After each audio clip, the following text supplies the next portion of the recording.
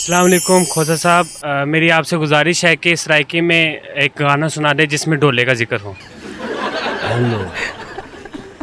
گانا سنا دیں، شعر سنا دیں۔ پٹھان خان دی جڑا ہے میرا یار بھی تو میرا عشق بھی تو میرا عشق بھی تو میرا یار بھی تو۔ ویسے تحت لفظ اس کو سرائکی دے شعر تان یاد آندے نا؟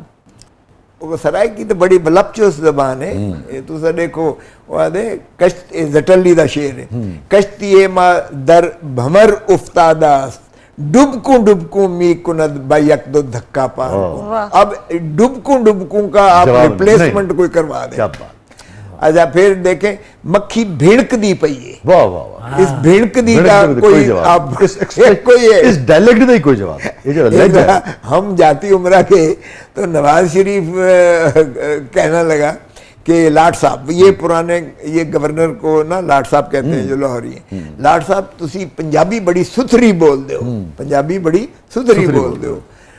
اور میں گیا جی تسی سارا جڑا ہے میرا پردے گئے ہو، کیونکہ زرداری صاحب پریزیڈنٹ تھے تو وہ تو اپنا کھانا لے کر جاتے تھے، تو میری جو بھر کو نواز شریف آپ کو پتہ ہے کھانے کے معاملات میں تو بہت زیادہ دسترخوان لیوش ہوتا ہے، وہ میری پلیٹ میں گیا میاں صاحب ہفتے دا کوٹا میرا پورا ہو گیا۔ اچھا پھر میں نے کہا جی میں تے تہاڈی پنجابی ستھری بولنا، تسی میری سرائکی بول کے دکھا دو، نو کہہ کے دکھا دو۔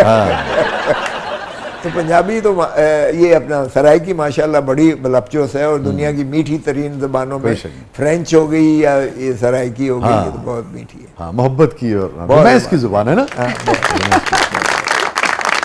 Stay with us ناظرین، کہیں نہیں جائیے گا، چھوٹے وقفے بعد واپس آتے ہیں۔ ہمارے سے موجود ہیں پنجابی کے اندر کھلے ڈلے ہیں سردار لطیف کھوسا صاحب، معروف سیاستدان۔ آپ دیکھ رہے ہیں زبردست پروگرام کے اگلے مرحلے میں آپ کے لیے بہت کچھ ہے۔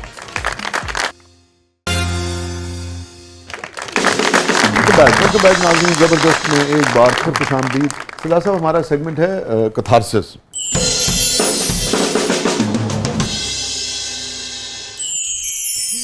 سیاستدان، ایک سینئر سیاستدان کے کتھارسس کریں جی بسم اللہ بسم اللہ۔ ہم تو ویسے ہی کھلی کتاب ہیں، ہم تو پبلک پراپرٹی بن جاتے ہیں۔ یہ فرمائیے سردار صاحب، کوئی ایسی بات جس پہ ضمیر آپ کو ملامت کرتا ہو، کچوکے لگاتا ہو کہ یار سردار لطیف کھوسا یہ زندگی میں غلط ہو گیا تھا مجھ سے؟ کئی دفعہ میرے کیسز میں، اگلے دن بھی ایک کیس میں ہوا، میں نے وہ سزائے موت کا کیس بری کروایا۔ اچھا، مجھے بہت تکلیف ہوئی، حالانکہ مجھے خوشی ہونی چاہیے تھی بری کروانے کی۔ اور آپ کو یہ پتہ تھا کہ؟ نہیں، مجھے پتہ نہیں تھا، لیکن ایک آپ کو کیس کو دیکھ کر آپ کی جو ہے وہ آپ کو محسوس ہوتا ہے کہ یار یہ نہیں بری ہونا چاہیے، نہیں ہونا چاہیے بری۔ اب ایک شخص جو ہے وہ سعودی عرب میں کام کرتا ہے، اس کی بیوی جو ہے پیچھے ہوتی ہے، وہ کوئی دوست کی کر لیتی ہے، وہ واپس آ جاتا ہے، وہ بیچ میں سے پریگننٹ ہوتی ہے، اور اس کو جو ہے اسی کو ٹریس ہوتا ہے، پھر وہ بالکل سوابز اور ویجنل سواب سے ڈی این اے ٹیسٹ اس کا مطابقت کر جاتا ہے، دیکھا بھی ہے، اقبال جرم بھی ہے، لیکن ٹیکنیکل بنیاد پر میں نے بری تو کروا دیا، مگر مجھے جو ہے وہ تکلیف ہوئی، سچی بات ہے کہ میں نے کہا یار یہ تو کھوسا صاحب آپ جیسے جو سینئر قانون دان ہیں، یہ پروفیشنلی جب کوئی کیس لے لیتے ہیں اور پھر بعد میں کہیں کامیابی کے بعد کھلتا ہے کہ اچھا نہیں بھئی یہ تو ہم پروفیشنلائنلی اپنے کلائنٹ کے ساتھ کھڑے رہے مگر یہ جھوٹا تھا، تو کیا بیتتی ہے؟ نہیں، یہ میں آپ کو بتاؤں، ہمارا بیسیکلی جو کلائنٹ سے بعض اوقات آپ کہتے تو ہیں مگر کلائنٹ سچ تو آپ کو بھی نہیں بتاتا۔ یہ ایک مس کنسیپشن ہے ہمارے پیشے کے بارے میں، یہ ذرا غلط فہمی ہے۔ ہمارا پیشہ یہ نہیں ہے کہ ہم نے جا کے موقع پر کوئی اس کی جو ہے جستجو کرنی ہے، کوئی اس کی جا کے وہ چھان بین کرنی ہے کہ یہ صحیح ہے نہیں ہے۔ ہمارا کام ایک مثل ہمیں تھما دی جاتی ہے، فائل ہمارے پاس آ جاتی ہے، ہم اس کو قانون کے کسوٹی پر پرکھتے ہیں اور ہم کہتے ہیں یہ قابل ادخال شہادت نہیں ہے، یہ انیڈمیسیبل ایویڈنس ہے۔ مثلا اگر ڈی این اے ٹیسٹ ہے یا آپ کا فورینزک سائنس لیب کا ٹیسٹ ہے تو ہم کہتے ہیں کہ یہ پروون نہیں ہے۔ اب اسی طرح آپ کی جو ہے کانورسیشن ہے، آپ جو ہے ڈیجیٹل کانورسیشنز جو ہے اس کے ثبوت ثابت کرنے کے لیے اس کے کرائٹیریاز ہیں. اگرچہ وہ ماڈرن ڈیوائس سے جتنی بھی شواہد اکٹھے کیے جائیں, آرٹیکل 164 میں وہ قانون شہادت کے قابل ادخال شہادت ہیں, لیکن اس کا کرائٹیریا ہوتا ہے کہ اس کو ثابت کیسے کرنا ہے.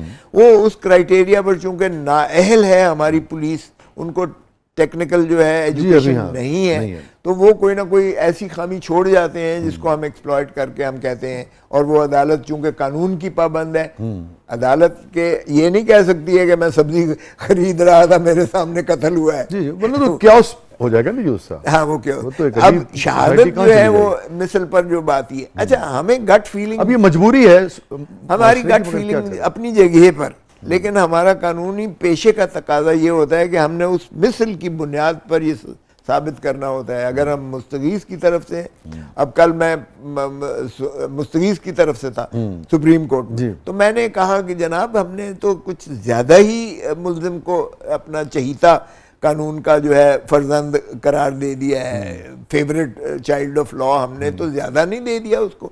اس بچے, اس بیٹے کا, اس کا بندے کا, مدعی کا, اس کا ایک ہی بیٹا تھا, اور وہ جو ہے دیکھیں کہ اپنا پرائم یوتھ میں اس کو جو ہے مار دیا گیا ہے. تو کیا ہم نے یہ سوچا کہ اس خاندان کا تو وارث ہی ختم ہو گیا اور اس کا جو ہے ساری زندگی تباہ ہو گئی, سارے خاندان کی جو ہے جد نسل ختم ہو گئی.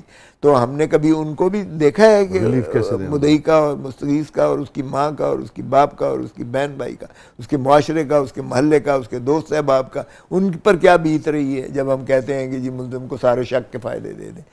تو کہنے لگے کہ اتنا نہ کرو, تم زیادہ تر ملزمی کی طرف سے آتے ہو, اپنے راستے بھی بند کرتے جاؤ گے, ہم تو قانون کے مطابق چلیں گے. یہ جو آپ ہمیں ایموشنل بلیک میل نہ کریں, قانون پر رہ کر ہی بات کریں.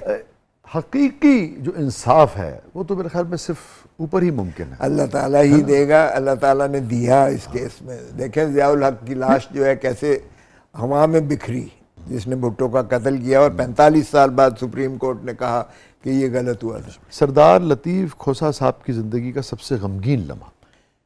دیکھیے میرا جوان بیٹا جو ایچ کالج میں پڑھتا تھا 9th کلاس میں, 10ویں میں, 15-16 سال کا تھا, وہ ایکسیڈنٹ میں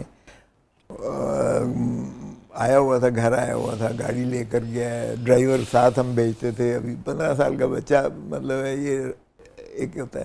وہ اس نے اس کو 500 روپیہ دیا اور اس کو کہا تو ادھر جا, اور دوستوں کے ساتھ وہ چلا گیا. اور اس کا بعد ایکسیڈنٹ ہوئی تو گاڑی میں اس کا جو ہے وہ, میں اسلام آباد میں تھا تو مجھے اطلاع ملی, تو میں جہاز لے کر, انہوں نے ایک جیٹ چھوٹا دیا, میں لے کر گیا, اور اس کے بعد اس کو جو ہے وہ وینٹیلیٹر پر تھا اور 17 دن وینٹیلیٹر پر رہا, لیکن برینی ڈیتھ ہو گئی تھی. ہم یہاں سے نیورو سرجنز بھی لے کر گئے, ڈاکٹر افتخار راجہ ادھر ہوتا تھا, ادھر کوٹ لکھپت میں ہاسپٹل میں جو دوسرے سب سے پاکستان کے مشہور نیورو سرجن سے, ان کو بھی لے کر گئے.